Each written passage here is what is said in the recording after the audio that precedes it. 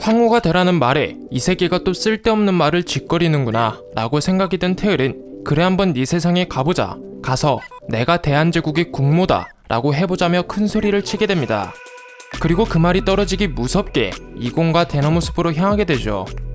하지만 빈손으로 와서 문이 안 열리는 것 같다는 얘기를 듣게 됩니다. 알고 보니 대한민국으로 올 때 생긴 차원의 문은 말채찍에 감춰놓은 만파식적 피리가 손에 쥐어져 있어야만 생겼던 것이었죠.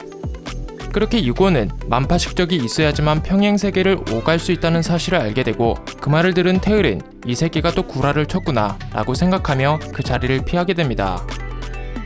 그 시각 강력반 동료 신재는 볼 일이 있어 태을을 찾아오지만 집에 아무도 없어 돌아가려 합니다. 그런데 그때 맥시무스 마구에 있는 무언가를 보고 깜짝 놀라게 되죠. 왜냐하면 자신의 수첩에 그렸던 무궁화 문양과 똑같이 생긴 문양이 마구에 그려져 있었기 때문이었습니다. 그래서 그때부터 이곤을 이상하게 생각하기 시작하게 되죠. 다음날 대한제국에 있는 제주상궁은 조영에게 이곤의 방에 있던 태을의 신분증을 보여주며 태을에 대한 모든 것을 조사하라고 말하게 됩니다. 그러나 태을의 조사는 이곤의 명에 의해 이미 3년 전부터 시작되었고 모든 데이터를 찾아봐도 그런 여자는 어디에서도 찾을 수 없다는 얘기를 듣게 되죠. 그렇게 제주상궁은 이곤이 25년 전 주운 신분증, 그 신분증의 주인 정태을을 쫓아 없어졌다는 사실을 알게 됩니다. 그 시각 대한민국에 있는 태을, 신재, 강력반에 새로 들어온 신입 이렇게 셋은 뭔가 이상한 것이 묻어있는 바로 하나를 발견하게 되어 DNA 감식을 맡기게 됩니다. 그리고 태을은 며칠 전 맡겼었던 이곤의 DNA 결과를 듣게 되고 충격에 휩싸이게 되죠. 왜냐하면 실종자 데이터뿐만 아니라 그 어디에도 이곤과 일치하는 DNA가 없었기 때문이었습니다. 그리고 마침 맥시무스를 알아보려 의뢰했던 곳에서 걸려온 전화를 받게 되고 그 맥시무스는 국내에서 절대 볼 수 없는 말이라는 얘기까지 듣게 되죠. 이건 자신의 상식 밖의 일이란 걸 비로소 느낀 태을은 이곤을 찾아가게 됩니다. 그리고 진짜 다른 세계에서 왔냐는 것과 그 문은 누가 넘을 수 있냐 물어보게 되고 아직 가설이지만 자신 말고 한 명이 더 있을 거라는 것, 그 사람의 이름을 알려면 황실 일원이 돼야 한다는 말을 듣게 되면서 조금씩 이곤이 이쪽 세계 사람이 아니란 걸 믿기 시작하게 되죠. 그 후 이곤은 호텔로 돌아오게 됩니다.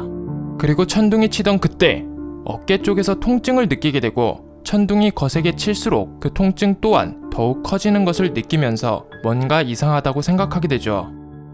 그뿐만 아니라 다음날 태을을 만나러 갔을 때 시간이 멈추는 이상한 현상까지 겪게 됩니다. 한편 대한제국 총리는 엄마가 하고 있는 가게에 찾아가게 됩니다. 그리고 저번에 손님이 놓고 간 물건 하나를 보게 되죠. 그 물건은 우산이었고 그 우산의 주인은 바로 대한제국으로 돌아온 이림이었습니다. 대한제국으로 돌아온 지 얼마 안 된 이림은 저번에 대한민국으로 데려갔던 부하가 아는 서점으로 바로 향하게 되고 거기에 있는 수많은 책 중 어느 한 책에서 황제가 출궁했다는 쪽지 하나를 발견하게 되죠. 그뿐만 아니라 그 부하에게 약속한 날짜에 차질 없이들 다녀간다는 수상한 말까지 듣게 됩니다. 그 시각 태을은 며칠 전 맡긴 빠루에서 철물점 주인의 DNA, 불법 도박 사이트 운영자 DNA, 한 빠루에서 2개의 DNA가 발견됐다는 이상한 얘기를 듣게 됩니다. 그래서 신재와 함께 철물점 주인의 아내를 다시 찾아가게 되죠. 그러나 그 아내는 빚쟁이들한테 쫓겨 도망간 상태였고 거기서 지금은 흔히 사용하지 않는 투지폰 하나를 발견하게 됩니다. 그리고 경찰서로 돌아가던 그때 누군가를 만나게 되죠. 바로 이곤이었습니다. 이곤이 갑자기 찾아온 이유는 이제 대한제국으로 돌아가려 한다는 말을 하기 위해서였죠. 그 말에 태을은 갑자기 돌아간다는 것에 조금 망설이지만 평소처럼 차갑게 그래 잘가 라고 인사를 한 뒤 그 자리를 뜨게 됩니다. 그렇게 이곤은 배웅도 안 해주고 경찰서로 간 태을을 뒤로 한 채 신재의 차를 타고 맥시무스를 데리러 가게 되죠. 그런데 그때 같이 차에서 내린 신재에게 무궁화가 그려져 있는 마구 어디서 제작한 거냐, 잔치집에서 본 거 아니니 똑바로 말하라는 얘기를 듣게 되고 그 말에 이곤은 다른 세계에 있는 대한의 문양이라는 것과 자신은 그곳의 황제라고 말하게 됩니다. 한편 경찰서에 도착한 태을은 철물점에서 가져온 핸드폰을 감식반에 맡기고 퇴근을 하게 됩니다. 그리고 자신의 집 앞에서 카페를 하고 있는 여자와 장을 보던 중 이곤이 맥시무스와 자신의 세계로 돌아간다 했다는 얘기를 듣게 되죠.